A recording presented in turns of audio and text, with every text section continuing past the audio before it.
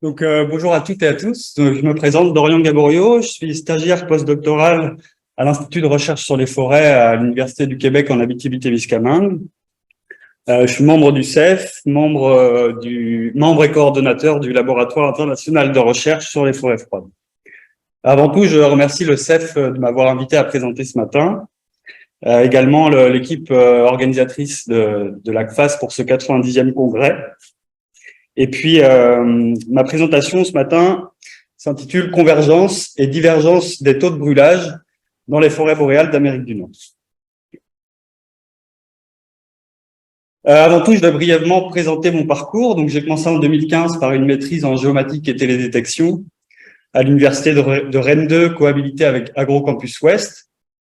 C'est à partir de ce moment, finalement, que j'ai commencé à m'intéresser aux écosystèmes forestiers boréaux, puisque mon sujet d'étude portait sur la caractérisation du régime des feux en Eurasie depuis les années 2000 et à partir d'images satellitaires à moyenne résolution, MODIS, donc sous l'encadrement de Cécile Rémy et Christelle Elie.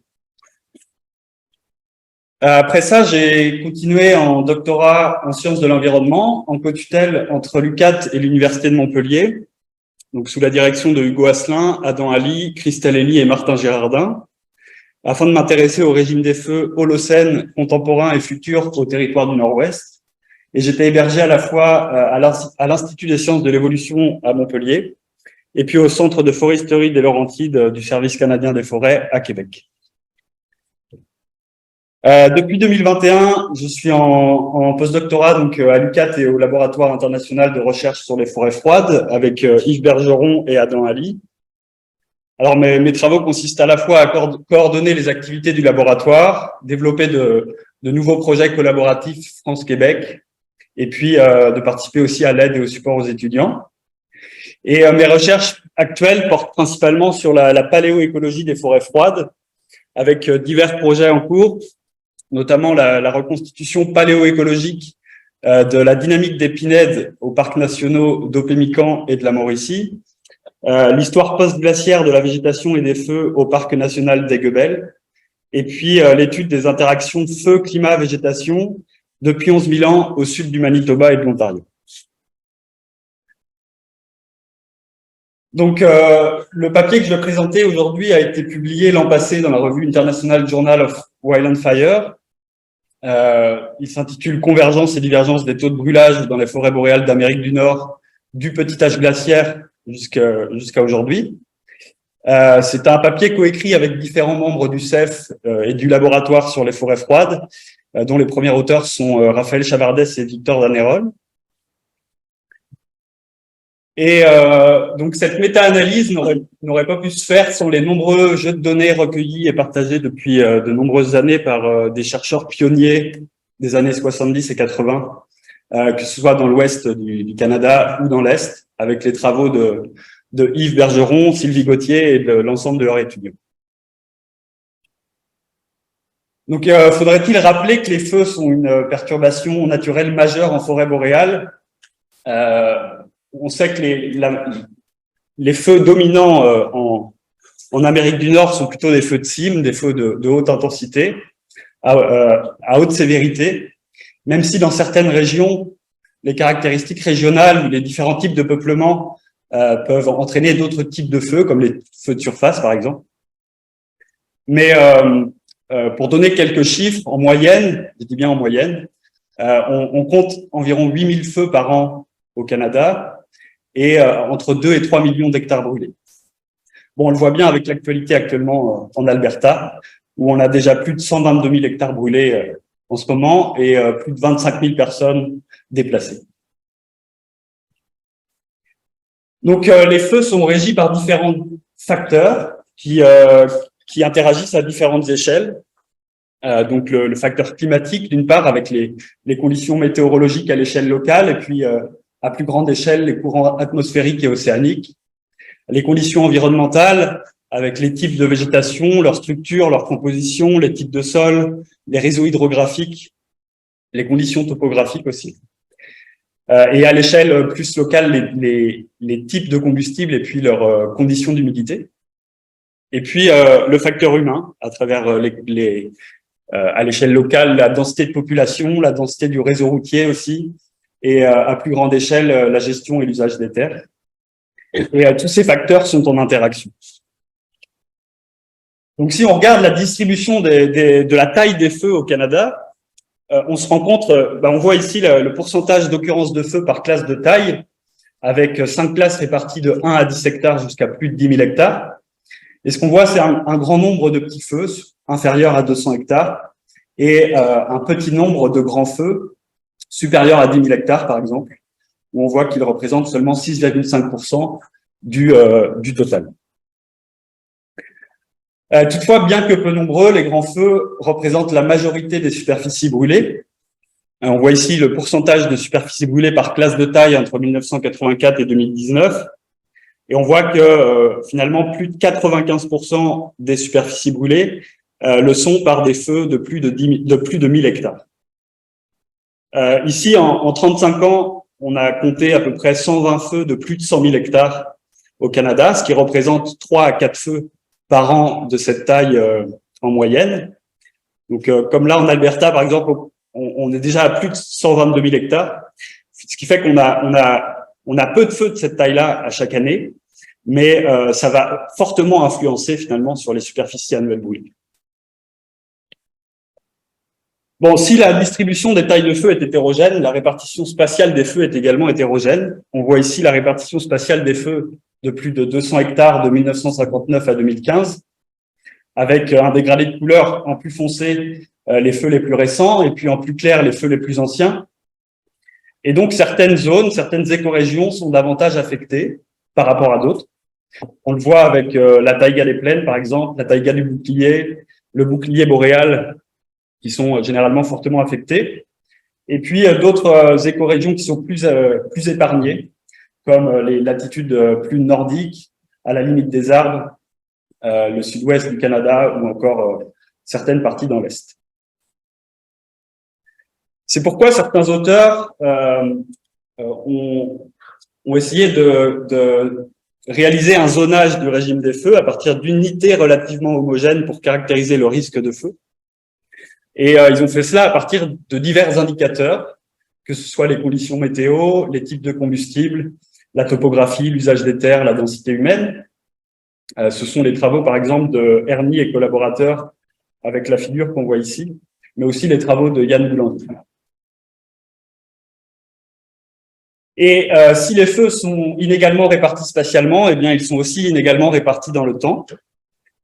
Ici, on voit l'évolution des superficies brûlées de 1959 à 2015, et on voit une augmentation significative des superficies annuelles brûlées depuis 1959, avec une augmentation annuelle moyenne de 33 000 hectares donc par an. Toutefois, il faut bien considérer ici que l'on analyse une période plutôt courte. On est sur 50 à 60 ans.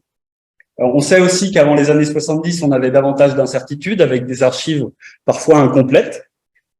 Et cette augmentation, elle est surtout liée à l'augmentation de la taille des feux au cours de la dernière décennie.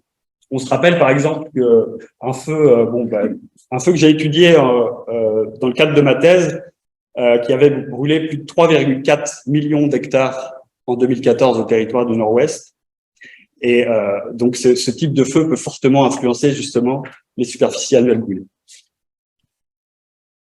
Bon, si on observe ça à l'échelle continentale, on a quand même une hétérogénéité à l'échelle régionale. On voit ici les tendances des superficies brûlées par les feux entre 1959 et 2015. Et on voit bien que dans l'Ouest canadien, on a une augmentation significative des superficies brûlées, notamment due à des grands feux provoqués par la foudre. Et dans la zone centrale et la zone orientale, on a plutôt des tendances stables ou à la baisse. Alors, on a vu donc que les tendances du régime des feux variaient dans l'espace, fluctuaient dans le temps, mais on peut se poser la question des facteurs de changement. Donc, parmi eux, les changements climatiques, bien sûr, naturels ou anthropiques. On voit que la zone circumboréale est située aux latitudes donc nordiques, est fortement affectée par les changements, notamment de température. On voit ici l'évolution des températures de surface entre 1901 et 2012. Et puis, les dynamiques des feux sont aussi varient également en fonction des activités anthropiques et des interventions humaines, que ce soit les déclenchements de feu, leur suppression, l'aménagement des forêts, la fragmentation des paysages via l'industrie forestière ou encore l'usage des terres. Bon, pourquoi s'intéresser aux changements dans les dynamiques des feux? Bon, on sait que les feux ont des bienfaits écosystémiques, notamment participent au cycle des nutriments, au rajeunissement des forêts, à la régénération des paysages, mais ils peuvent aussi avoir des conséquences importantes, que ce soit sur les sociétés humaines, à travers la sécurité des populations. Les feux engendrent parfois de nombreux déplacements de population. La santé également des habitants à travers les panaches de fumée. Et puis, les feux peuvent avoir des impacts sur le maintien des activités traditionnelles autochtones et de la culture autochtone. Les feux ont aussi des impacts sur la mosaïque forestière, sur les ressources hydrographiques, sur les sols, et également sur l'albédo et le climat, lors du passage de territoires boisés à des territoires dépourvus d'arbres, ce qui modifie finalement les transferts d'énergie thermique entre l'atmosphère et la surface terrestre. Maintenant, comment on peut étudier les dynamiques de feu? On a différentes sources de données, différentes méthodes. Si on s'intéresse aux feux des dernières décennies, on peut utiliser justement les archives historiques et ou les données satellitaires. Toutefois, à un certain point, on sait que les données les plus loin dans le passé peuvent être incomplètes et plus incertaines. Et puis, à cette échelle de temps, il est parfois difficile justement de bien comprendre les processus, les interactions entre les feux, le climat et les végétations qui peuvent se dérouler sur des temps beaucoup plus longs. Donc, si on souhaite remonter un peu plus loin dans le temps, on peut utiliser les cernes annuelles de croissance des arbres ou les cicatrices de feu pour remonter à une échelle séculaire. Et puis, si on veut encore aller plus loin dans le passé, on peut utiliser les charbons lacustres ou les charbons de sol qui permettent d'étudier à la fois, de faire des reconstitutions des feux passés, mais aussi de la végétation à travers les pollens. On peut même reconstituer le climat passé. Mais ce qu'il faut retenir, c'est que c'est toujours un compromis entre la profondeur temporelle choisie et la résolution temporelle.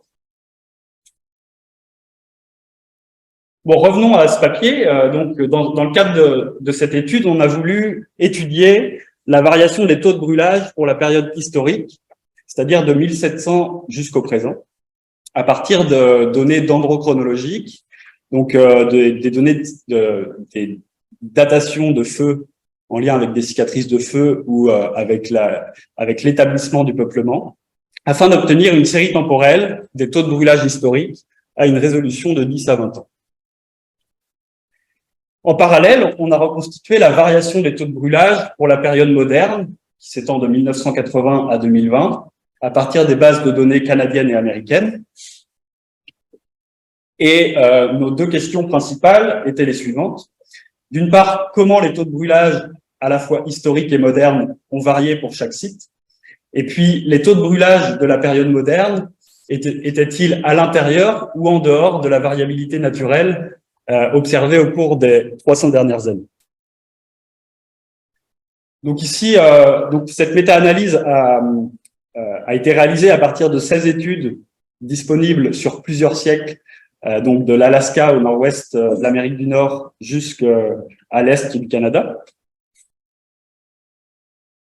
Et pour calculer la variation des taux de brûlage historiques et modernes, on a réalisé une analyse des points de rupture qui permet de détecter des changements dans les séries temporelles des taux de brûlage, donc pour chaque site, à l'aide d'une régression de Cox qui permet d'ajuster une courbe de risque à nos courbes de taux de brûlage. Et cette courbe, elle correspond à la probabilité du paysage d'avoir brûlé à chaque décennie ou à chaque 20 ans selon les sites. Alors ici, les premiers résultats, donc vous pouvez voir en noir, la courbe en noir, ça représente le taux de brûlage historique pour la période 1700-1990. En rouge, on a le taux de brûlage pour la période moderne. La zone grisée, c'est l'intervalle de confiance à 90% sur 1000 échantillons bootstrappés. Et puis, sous les courbes, on voit des colonnes jaunes et bleues qui représentent justement les points de rupture positifs ou négatifs donc positif en jaune ou négatif en bleu, au cours du temps. Et les sites vont de 1 à 16. Donc, on part le site numéro 1, c'est la Gaspésie. On part de l'Est du Canada jusqu'au site numéro 16, le plus au nord-ouest. Ce graphique, il montre d'abord un taux de brûlage annuel moyen le plus faible dans l'Est du Canada, au lac Saint-Jean, et un taux de brûlage annuel moyen le plus fort dans le nord-ouest de l'Amérique du Nord. Et ce qu'on peut voir, c'est à travers les courbes en noir, une variation dans le temps sur tous les sites, principalement justement durant la période historique. Ensuite, on observe également une variation du taux de brûlage pour la période moderne, mais qui est moindre, avec des taux de brûlage plus faibles et inférieurs à la période historique. L'autre résultat, c'est le suivant, c'est que pour la période moderne, on observe des schémas distincts entre les sites de l'Ouest et les sites de l'Est, avec dans le Nord-Ouest plutôt une tendance à la hausse des taux de brûlage moyens, tandis que dans les sites de l'Est, des taux de brûlage stables ou plus faibles par rapport à la période historique. La seconde analyse qui a été réalisée, c'est un regroupement des sites.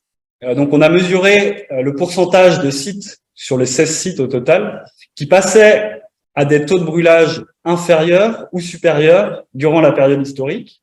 Donc ici, on a une information pour chaque décennie. Et ce qu'on voit, c'est que durant la période 1700 à 1800, donc à la fin du petit âge glaciaire, on a plutôt une forte variabilité des taux de brûlage au cours du temps, quels que soient les sites dans l'ouest ou dans l'est, avec une absence de changement significatif. Puis si on passe au siècle suivant, on observe davantage de points de rupture négatifs avec une évolution vers des taux de brûlage plus faibles au cours du temps. Et enfin, pour la période moderne, on observe à nouveau une baisse des taux de brûlage avec une démarcation nette pour la période 1940-1970, où on a 44% des sites qui présentaient un point de rupture négatif et aucun site qui présentait un point de rupture positif. Donc finalement, ce que ça nous dit, c'est d'abord, on voit un synchronisme d'une tendance à la baisse des taux de brûlage historiques pour la plupart des sites d'études. Pour la période moderne, on observe des taux de brûlage moyens plus faibles et moins de variabilité. Et puis l'autre résultat, c'est que pour la période moderne, on a observé des schémas distincts entre l'Ouest et l'Est, mais les taux de brûlage modernes ne dépassaient pas les taux de brûlage de la période historique. Donc, en discussion, on s'est d'abord demandé ce qu'en disaient les études en paléoécologie, afin de comparer nos résultats à ces études. Et puis, on a vu que la plupart des études allaient quand même dans le même sens. On a une étude ici dans l'ouest du Québec réalisée par Christelle et collaborateurs en 2010 qui montre que la fréquence de feu dans l'ouest du Québec a diminué au cours des 2000 dernières années par rapport aux 7000 dernières années. Et une autre étude de Cécile Rémy et collaborateurs en 2018 qui montrait que dans la Pessière-à-Mousse et à Lichen du Québec, eh bien, on a eu également, au cours des 2000 dernières années, soit une baisse, soit une stabilisation du taux de brûlage, enfin de la biomasse brûlée et de la taille des feux au cours du temps. Et puis, pendant ma thèse, on avait publié aussi un papier dans Quaternary Science Reviews pour les territoires du Nord-Ouest, où on avait réalisé une étude sur 4 paléo-enregistrements dans le centre des territoires du Nord-Ouest. Et on avait observé aussi une baisse de la fréquence des feux, une stabilisation de la biomasse brûlée au cours des derniers siècles, avec une augmentation relative de la taille des feux. Bon, ensuite, on s'est demandé quels pouvaient être les facteurs de changement des taux de brûlage au cours du temps. Donc, un des facteurs, ce sont les conditions atmosphériques, avec de vastes schémas spatiaux de conditions atmosphériques ayant pu influencer la dynamique des feux au cours du temps. Et plusieurs études ont notamment documenté l'affaiblissement des crêtes de haute pression de l'ouest du Canada et du creux polaire de l'Est, avec moins de convection des masses d'air, un climat plus sec, une baisse de la teneur en eau des combustibles qui ont pu favoriser à cette période justement un risque de feu plus important. Tandis que après le petit âge glaciaire, on a eu un renforcement du creux polaire de l'Est du Canada, limitant l'afflux d'air sec, ayant provoqué notamment plus de précipitations dans l'Est, alors qu'on a eu un climat plus chaud et plus sec dans l'Ouest, ce qui pourrait expliquer ces schémas distincts à l'échelle régionale. Un des autres facteurs, bien sûr, ce sont les activités anthropiques. On sait par exemple qu'avant 1900, on avait davantage une utilisation du feu plus récurrente par les communautés autochtones, puis qu'après 1900, avec le déclin des populations dans les communautés, cette pratique de brûlage culturel a pu être réduite. Et puis on a également l'industrie forestière et la fragmentation du paysage qui peuvent entraîner des changements dans la composition des forêts et donc limiter le risque. Et puis, à partir du milieu et de la fin du XXe siècle, l'exclusion du feu et la modernisation des moyens de lutte ont pu également limiter, limiter le risque de feu.